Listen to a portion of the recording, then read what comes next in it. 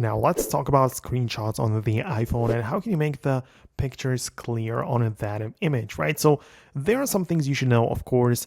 The clearer the content on the screen before you take the screenshot, the clearer the screenshot will actually be, right? So if you are taking photos of something that's going on the screen and it's moving, well, it is possible that some motion blur will be added into the screenshot as well, right? So it's ideal to pause something to make sure nothing moves so there isn't, any blur capture, right? So there is something which you can do, of course.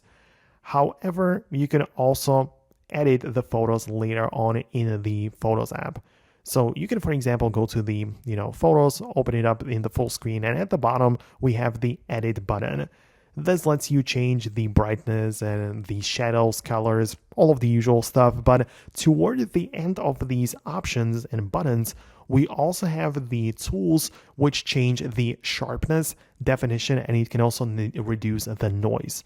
So it depends on what exactly you have captured on the screen. But if it has any of that, you can just make sure to bring back the sharpness or add some of the definition to the image to make it look much nicer, right?